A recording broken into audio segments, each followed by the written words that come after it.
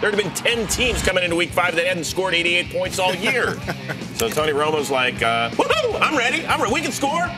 Well, they're already up 7-zip, and now giving the ball to DeMarco Murray.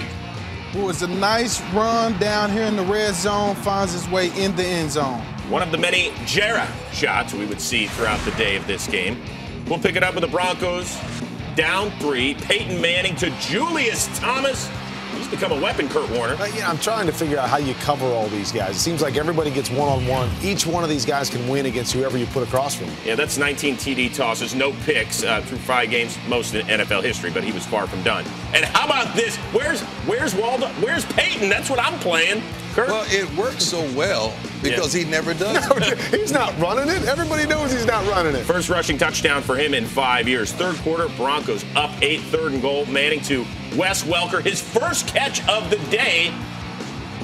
And the amazing thing is they already have 28 points, and it's his first catch of the day. That just lets you know the kind of weapons he's got to play with. Somewhere Giselle is crying. That was his 7th TD catch of the year. But here comes Tony Romo to Terrence Williams out of Baylor. The rookie. Huge day. 4 catches, $151 in that score. And we have our second Jera sighting. Great throw, great catch, horrific defensive play. Cowboys next drive down 11. Romo to Dez Bryant, his second TD of the day. 2-point conversion, no good. So Dallas still down 5. Broncos next possession. I don't even know what to say about this because I haven't seen it all year. Manning looking for Eric Decker, but it's the DB Morris Claymore picking it off, snapping a streak of 227 INTs, or passes without an INT, and your third Jera shot of the day. On to the 4th. Boys down by 5. 2nd and goal. Look at Romo keeping it alive, Kurt. Well, and this is what you had to see in this game. You know, going against Peyton Manning as a quarterback, you've got to make these extra plays. Tony did that today. The 2-point conversion was good, so it was 41-38, but Peyton far from done. In fact, he would lead a game-tying drive. It's now 41-41 in prime. There's that bad man again. And one thing about this guy, you know, week in and week out, he's going to come to play, and he's going to leave it all on the field. Great game today by Dez Bryant. And with that pass, Tony Romo goes over 500 yards for the day. And here it's time to have a Cole one, as in Cole Beasley getting in from a few yards out. His 5th TD toss, our 4th Jerry shot, and the Cowboys have the lead. But here come the Broncos. Manning to Welker for 16 yards, gets it down to the goal line. No, Sean Moreno would take it in from there. We're tied at 48. But we're down around the 2-minute mark. Tony Romo and There you go, that man. Yeah, Danny Trevathan with the pickoff as he just lays out, and there's your other Jerry shot. Not as happy as the other ones. Yeah. Hey, a great job by the backside backer here is that Tony doesn't see him. He jumps over to the other side, makes a great pick on the play, actually, but Tony's looking to the front side, doesn't see that backside backer jumping in front of his receiver. So the Broncos have the ball deep in Dallas territory. Time's on their side, and here's how Peyton Manning plays it. Manning to Demaryius Thomas for the 13-yard gain. Then they start making Dallas use some timeouts. They kneel down. They could have rushed in for a touchdown. They didn't, so they set up Matt Prater instead from 28. And guess who's 5-0? John Fox and his crew. They have now won 16 straight regular season games.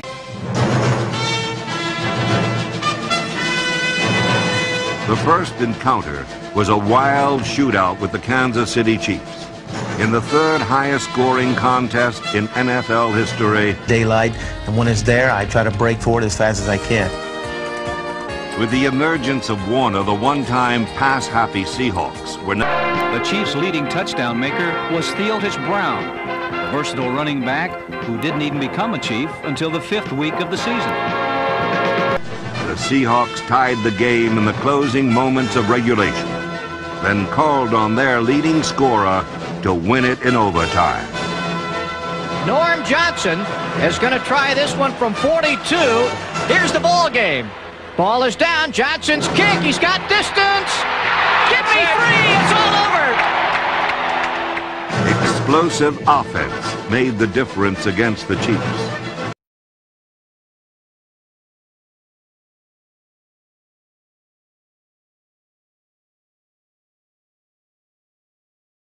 12 pages of highlights here for you.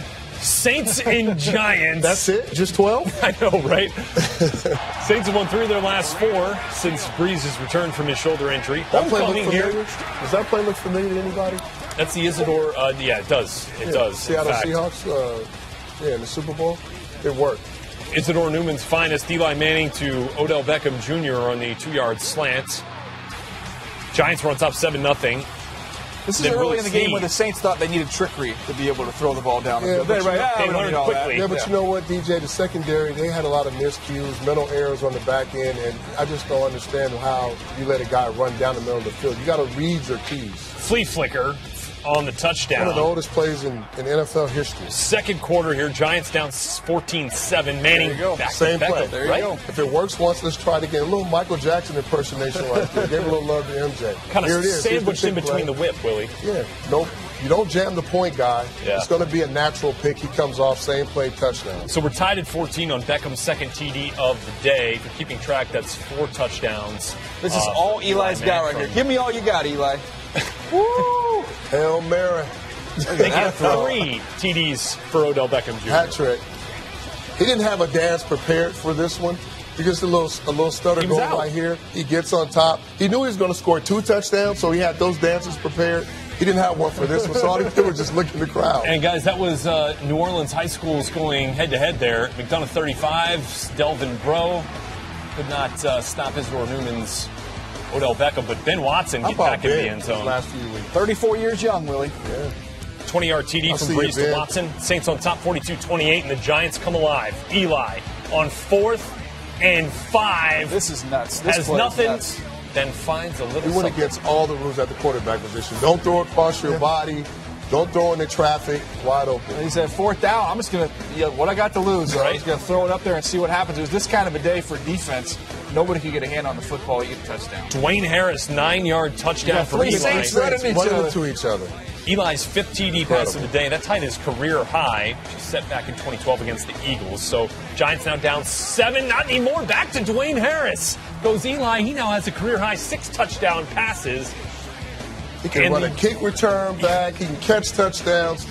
They're finding different ways to use their athletes. I like to see this with Harris making plays right here. And he's a great athlete, man. I'm glad to see him getting some touches on the offensive side of the ball. We're tied at 42. Giants have scored 14 unanswered when Breeze finds Willie Snead, and Willie just kind of hands that one right off. At this point in time, I thought, okay, maybe this thing's headed towards the Giants' Tremaine McBride. Way to get the ball out. I like to see him wrap up with her. That did the job. DRC knocks that one out. Yeah. Tremaine McBride just... Boy, well, that's the physical corners like DRC, you know, Willie? He is not physical. 21 unanswered points for the Giants, but back come the Saints. Breeze to Ben Watson. That is. 16-yard gain, 9 catches, 147, and a touchdown for Ben Watson. 6 plays later, Breeze to C.J. Spiller. A little inside option route, and Spiller into the end zone. That is touchdown pass number 7. For Drew. I like to imagine Dana Holgerson's watching this highlight just with a cold beverage with his feet up, just enjoying this. Yeah, he and Mike Leach just loving it, right? Next Giants possession, Manning looking for Harris along the sideline. So let's go now with under a minute to play here. Brad Wing punts to Marcus Murphy, who goes 24 yards before fumbles. Willie Snead right there to pick it up, and Brad Wing, the punter, tackles Snead, but gets a hold of the face mask. Guys, there's only 5 seconds left. Yeah. You add 15 yards in the end of this return, and you can clearly see the face mask from Wing. Wing didn't have to. That would have been a long field goal from there. Instead, add the 15 yards, and Kai Forbath from 50 yards out. The Saints have had so much trouble with the kickers this year, but Forbath gives them the victory. 50-yard field goal for the win as time expires. 2:49. Saints winners over the Giants. Look at the stats here, guys. 61 passing yards combined. Look at Eli Manning's numbers and tell me how he lost the football. You know what he said on the bus on the way back to the airport? I balled out, dog. I don't know about everybody else, but I had a good game. It was a shootout of epic proportions Sunday as the Browns visited the Bengals. Cleveland quarterback Kelly Holcomb drew first blood, hitting tight end Steve Hyden for a 7-yard score on the Browns' first drive, giving the Browns a 7-0 lead. In a sign of things to come, Bengals quarterback Carson Palmer responded with an 18-yard strike to Kelly Washington on the Bengals' ensuing drive to tie the game.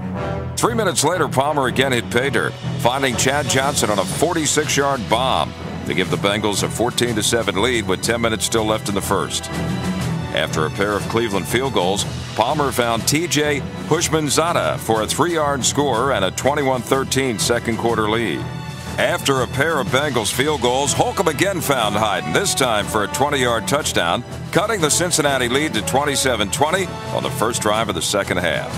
But Cleveland's celebration would be short-lived as Palmer hit Houshmandzadeh again for a 53-yard bomb, pushing the Bengals' lead to 34-20 with 3 minutes gone in the third.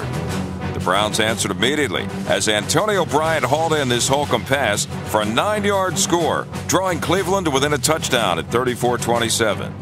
Rudy Johnson scored on the Bengals' ensuing drive, pushing the Cincinnati lead to 41-27 late in the third. A touchdown was scored on the 5th consecutive drive as Holcomb found Bryant 2 plays later on a 55-yard heave to once again pull the Browns within a touchdown at 41-34. After a Bengals field goal, William Green punched the ball in from the 1 to bring the Browns to within 3 at 44-41 early in the fourth. Cleveland then capitalized on a Palmer interception as Hyden snagged his 3rd touchdown of the day on Holcomb's 5th TD pass to give the Browns their first lead of the game at 48-44 with just over 10 minutes left in the fourth. Johnson then capped his 202-yard rushing day with his 2nd touchdown, regaining the lead for the Bengals at 51-48. With just under 2 minutes remaining, Holcomb's pass was intercepted by Deltha O'Neal, whose 31-yard touchdown return sealed a thrilling victory for the Bengals. The 58-48 win marks the highest-scoring game since the AFL-NFL merger. It was fun for everyone but the New York Giants on a day the sky rained footballs. The scoreboard flashed and changed like a pinball machine gone crazy.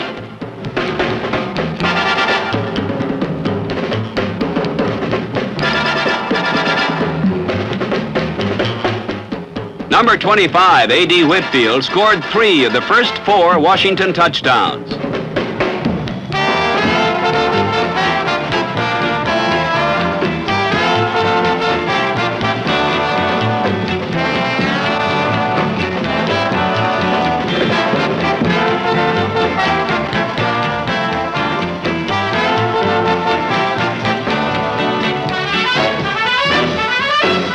The defense scored 2.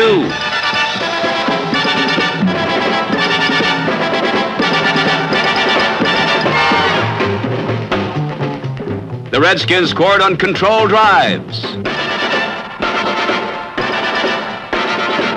or on one swift blow.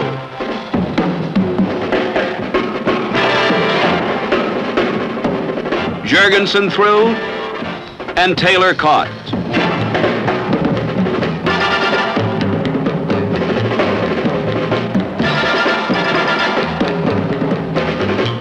It wasn't even safe to punt.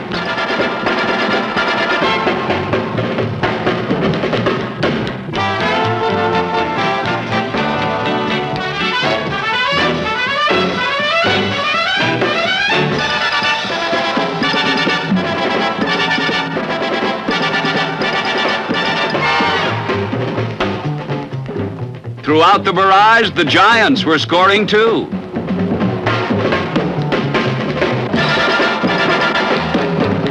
Greg Owens tallied his 2nd touchdown on a fine piece of running and excellent blocking.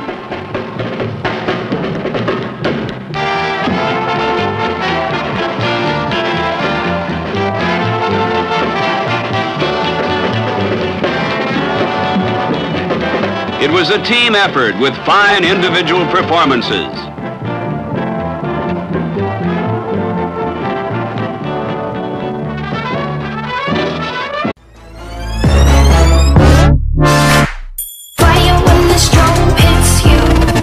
That's it, Brian?